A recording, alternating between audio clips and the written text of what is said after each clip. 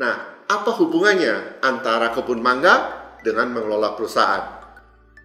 Di dalam mengelola perusahaan yang ideal adalah semua karyawan yang ada di dalam perusahaan tersebut dapat berbuah lebat. Artinya, dapat menghasilkan yang optimum. Salah satu faktor yang menentukan adalah tanah yang harus dibuat subur. Tanah yang subur di dalam perusahaan adalah culture perusahaan yang dapat saling membangun agar antar anggota perusahaan itu dapat bertumbuh. Biasanya, culture dibentuk dari si pendiri perusahaan itu.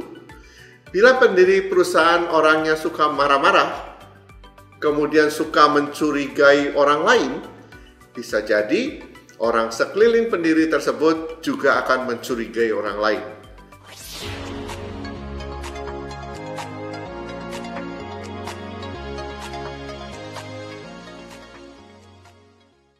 Salam sejahtera rich people. Selamat berjumpa kembali di Andal Growth Strategy. Kali ini kita akan belajar dari tanah yang subur akan menghasilkan buah yang banyak. Alam banyak sekali memberikan pelajaran untuk kita. Dan karena alam semesta dapat bertahan hingga ribuan tahun, pasti banyak pelajaran yang dapat kita petik dari alam.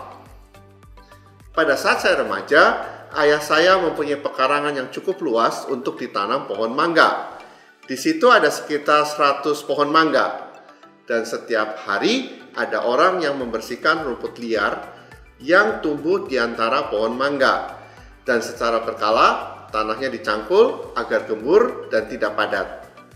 Dalam 1 tahun, bisa 2 kali diberi kotoran kambing yang didapat dari kandang kambing. Sehingga tanah di sekitar pohon mangga itu menjadi gembur. Pemilihan bibit mangga yang cocok adalah mangga gedung. Buah mangga gedung ini memang tidak besar, tetapi kalau matang pohon, rasanya enak sekali.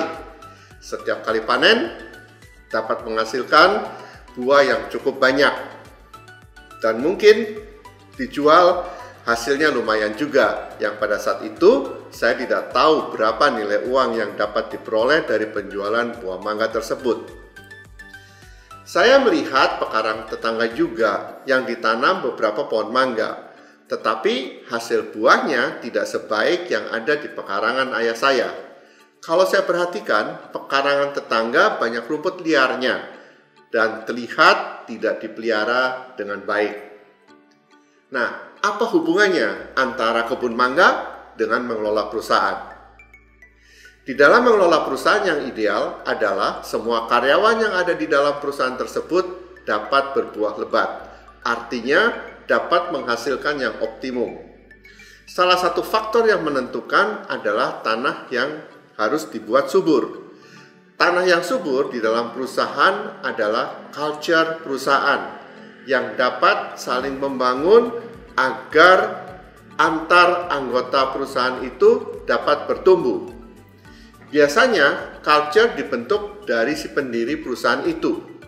Bila pendiri perusahaan orangnya suka marah-marah, kemudian suka mencurigai orang lain, bisa jadi orang sekeliling pendiri tersebut juga akan mencurigai orang lain. Dan kalau anak buahnya dia membuat kesalahan atau menurut dia tidak baik, maka dia akan marah-marah juga kepada bawahan tersebut. Dan akibatnya akan terjadi office politik di dalam perusahaan.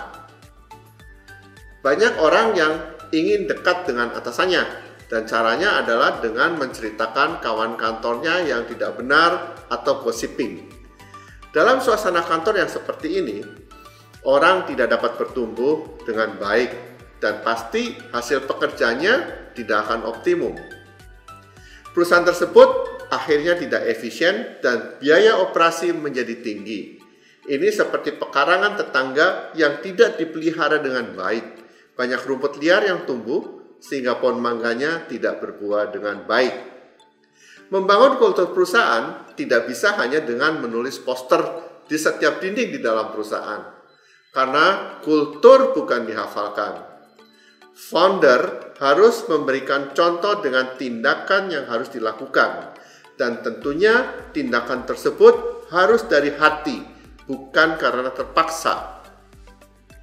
Orang lain lebih mencontoh tindakan daripada mendengarkan perintah. Bagaimana seorang founder memperlakukan stafnya akan ditiru oleh staf tersebut ke bawahannya. Salah satu kultur diandal adalah saling membantu. Apakah seorang founder kalau ada manajer yang meminta saran akan dilayani dengan baik? Apakah kalau ada manajer yang mengalami kesulitan siap membantu? Saya masih mau mengajarkan hal-hal kecil seperti menggunakan Excel yang lebih efisien untuk tim yang ada di sekeliling saya. Sehingga pada saat mereka menggunakan Excel akan lebih cepat. Artinya, saya juga harus bisa menggunakan Excel dengan efisien juga. Dan tidak jarang, saya juga belajar dari tim yang lain untuk menggunakan Excel yang lebih efisien. Artinya, saya menunjukkan pada yang lain, saya juga masih bisa belajar dengan tim saya. Saya bukanlah orang yang paling bisa di dalam perusahaan. Tindakan kecil semacam ini akan dilihat oleh tim yang lain dan tentunya akan dicontoh. Kalau ada orang yang bertindak dan berkata tidak sesuai dengan kultur andal, maka kita akan memberitahukan apa yang benar sehingga dia akan belajar. Waktu menegur juga harus empat mata. Atau kalau mau di tempat ramai, biasanya saya bercanda-bercanda gitu. Seolah tidak terkesan saya menegur dia. Dan yang lain akan belajar juga. Membaca buku dan men-sharing isi buku juga akan sangat bermanfaat untuk membangun kultur. Seperti ada buku yang berjudul No Complaining Rules. Atau kalau ada orang yang selalu memberikan alasan, maka biasanya akan ditanyakan apa yang harus dilakukan agar bisa. Kalau masih beralasan lagi, biasanya akan ditanya, jadi kamu bisa nggak?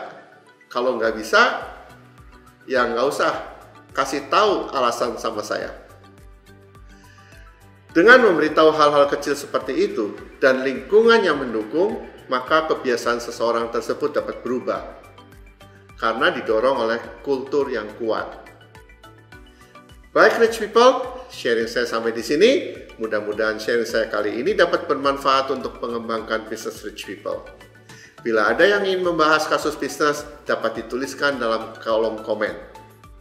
Sampai jumpa minggu depan.